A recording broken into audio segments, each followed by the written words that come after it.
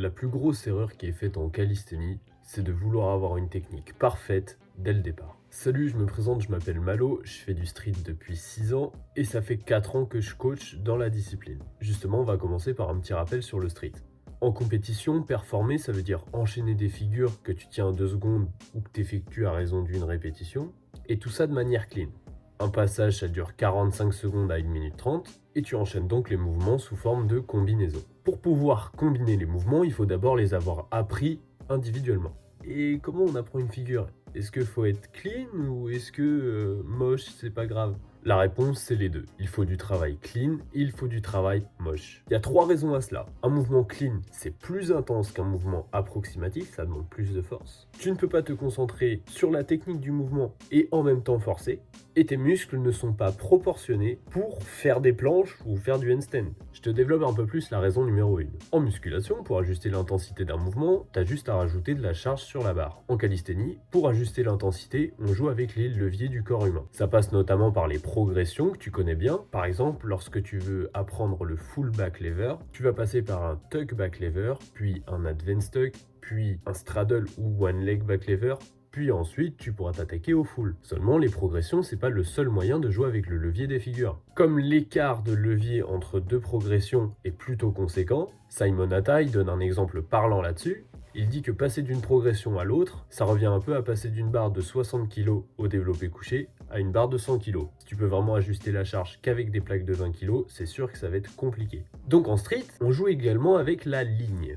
Tu l'auras remarqué toi-même, lorsqu'on apprend un mouvement, on n'a jamais une bonne ligne. C'est-à-dire que notre corps n'est pas parfaitement aligné ni horizontal. Lorsqu'on dégrade cette ligne, ça provoque des compensations. Sur un mouvement bilatéral, qui utilise les deux bras, comme la planche ou le front lever, les dégradations qu'on retrouve le plus souvent, c'est une planche pike, avec les fesses qui sont plus hautes que les épaules, ou plus basses dans le cas du front lever, une planche slash, la ligne n'est pas horizontale, tes pieds sont plus bas ou plus haut que les épaules, et enfin la banana. C'est probablement la bas de forme la plus connue. Celle-là, elle n'est valable que pour la poussée, et ton dos, il est en forme de banane. Dans un mouvement unilatéral qui implique du side, alias créer une courbure latérale au niveau de ta colonne vertébrale, comme le one arm back lever, le one arm front lever ou le one arm flag, plus tu side, plus tu réduis le levier, donc plus tu diminues l'intensité. Tu économises de la force. Et au-delà de la dégradation de la ligne, d'autres compensations peuvent avoir lieu, ce qui sous-implique certains muscles et en surimplique d'autres. Par exemple, il peut arriver d'avoir les bras qui plient en planche. Ça sous-implique le biceps et ça surimplique le deltoïde antérieur, le muscle de l'épaule. Les compensations sous-entendent que la majorité de la tension est concentrée sur certains muscles. Donc les compensations peuvent être source de blessures si tu ne fais que de la bas de forme ou si tu n'es pas assez progressif dans tes entraînements. Si tu viens de débloquer tes 2 premières secondes de full planche, tu es automatiquement bas de forme. Ton bras sera un peu en rotation interne, ton épaule sera peut-être un peu élevée, tu peux avoir les bras qui fléchissent ou perdre de la hauteur. C'est normal, mais pour être sûr de ne pas te blesser, comme je te l'ai dit, il faut de la progressivité. Si ton entraînement était composé en majorité de straddle planche relativement clean, du moins au départ des séries, tu peux pas passer d'un jour à l'autre à spammer les full planches toute ta séance, surtout si elles sont en bas de forme. Là, c'est sûr que tu vas te blesser. Donc dans tes séances, tu travailleras jamais qu'une seule progression. Le début de tes séances sera consacré aux progressions les plus dures, dans l'exemple présent la full, puis plus tu avanceras dans ta séance, plus il faudra que tu diminues l'intensité, donc que tu passes en straddle et éventuellement en advanced tuck. Si tu as vu ma vidéo sur le principe de Schmidt-Blecher, tu sais qu'il faut toujours terminer un entraînement en étant clean. Si tu l'as pas encore vu, va la voir maintenant. Personne ne parle jamais de ce principe et il est fondamental en street workout. Enfin, ceci étant dit, on passe à la raison numéro 2. Comme je te l'ai dit en début de vidéo, vouloir être clean dès le départ, c'est une erreur. Simplement parce que ton attention peut pas se porter à la fois sur forcer au maximum et sur faire le mieux possible. Tu dois scinder le travail dans ton entraînement. Peu importe le mouvement, tout palier d'endurance est d'abord atteint avec une technique approximative, technique qui peut ensuite être corrigée par la suite. Mais remémore-toi tes premières tractions, elles étaient dégueulasses. Tout simplement parce que tant que t'es pas à l'aise sur un mouvement, la seule chose que tu peux faire, c'est forcer. Pour illustrer tout ça, tu peux imaginer que ton max clean est toujours limité par ton axe. Si tu sais tenir un front lever 10 secondes clean, tu sauras automatiquement tenir un front lever avec une forme dégradée plus longtemps. Parce qu'une forme dégradée, c'est moins intense. Le levier est moins important. Ok, raison numéro 3, tes muscles ne sont pas proportionnés pour les mouvements de calisthenics. Tes muscles, ton corps, c'est le fruit de l'évolution de l'homme sur des années et des années. Ton corps dépend de ce que tes ancêtres ont fait et de ce que toi, tu as fait depuis ta naissance. Autrement dit, tu es vachement mieux taillé et proportionné pour courir, marcher, sauter et éventuellement grimper que pour faire des planches.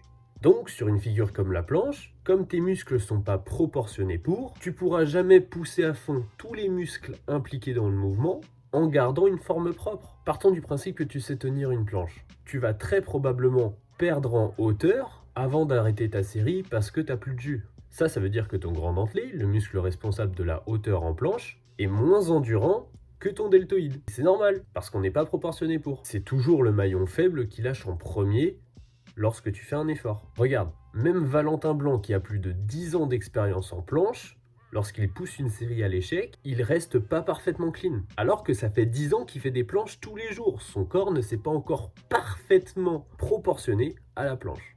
Malgré tous les arguments que j'ai pu avancer, je suis sûr qu'il y en a toujours qui vont me dire « Oui, mais si j'ai pas une bonne technique, je risque de me blesser ». Je viens clairement de te démontrer que tu étais obligé de passer par une forme dégradée si tu voulais progresser. Donc il n'y a pas à avoir ce raisonnement de fragile. Tant que tu as de la progressivité dans tes entraînements et que tu ne spammes pas des progressions qui ne sont pas encore à ton niveau, tu n'auras pas de problème. D'ailleurs, chercher à être tout le temps clean, au-delà de la stagnation, ça peut même t'apporter des blessures. Parce que si ton corps il est jamais habitué à déroger un petit peu de la technique parfaite, dès lors que tu passeras en bas de forme, il n'y aura plus personne. Tes muscles ne seront pas du tout habitués à la posture dans laquelle ils sont, et c'est là où tu risques des blessures. Donc la bas de forme, au final, c'est juste indispensable. Mais bien entendu, il ne faut pas faire que ça dans son entraînement, il faut toujours avoir des deux. Justement, je vais te montrer comment tu peux appliquer ça dans tes séances. Tu vas avoir des phases qui vont se dessiner.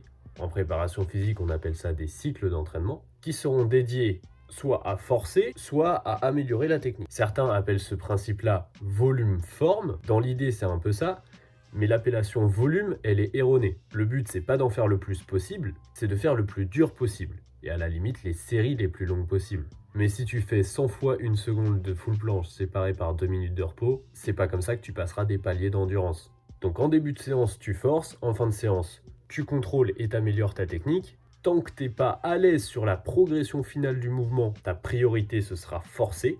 Donc c'est ça qui occupera la majorité de ton entraînement. Et une fois que tu es à l'aise et que tu préfères te concentrer sur la technique, ou encore préparer une compétition, là c'est contrôler qui occupera la majorité de tes séances. Lorsque tu es dans un cycle où ta priorité c'est forcer, je te conseille de jouer avec ta fréquence d'entraînement pour être sûr d'être en capacité de forcer au maximum à chaque séance. Par expérience, tu tourneras entre 2 et 4 entraînements par semaine, sans compter les jours de récupération active. Et bien entendu, ça fluctuera toujours selon le contexte dans lequel tu t'entraînes et tes capacités de récupération. Si ta priorité c'est forcer, mieux vaut adapter le volume que tu fournis à chaque séance, mais garder une fréquence d'entraînement élevée. Étant donné que la priorité c'est un apprentissage technique, eh bien on fonctionne comme pour tous les autres apprentissages. Tu voudrais réviser, tu serais plus efficace à faire 3 sessions de 30 minutes plutôt qu'une grosse session d'1h30 juste avant l'examen. Si tu procèdes de la sorte, dans un cycle où tu contrôles, tu devrais tourner entre 3 et 5 entraînements par semaine, toujours sans compter la récupération active et les fluctuations d'énergie. En résumé, c'est parfaitement normal et c'est plus que normal, c'est indispensable d'avoir une forme moche lorsque tu t'attaques à un mouvement au début. Il faudra passer par là pour chaque palier d'endurance que tu souhaites débloquer pour pouvoir te concentrer sur la technique par la suite. Veille cependant à garder une marge lors de tes premiers entraînements et à pas te pousser à fond pour éviter les blessures. Dans tes entraînements, il faut toujours que tu forces et que tu contrôles. Les proportions, ça varie juste selon ta priorité. Si ta priorité c'est d'apprendre des mouvements et de débloquer des nouveaux paliers d'endurance, tu dois forcer en majorité. Et si ta priorité c'est peaufiner la technique des mouvements que tu as déjà appris, dans ces cas-là, tu devras contrôler en majorité. J'espère t'avoir appris des trucs. Pour m'aider à vivre de ma passion et continuer à voir des vidéos avec autant de valeur que celle-ci, abonne-toi à ma chaîne. Bon entraînement, à la prochaine, c'était Moulax.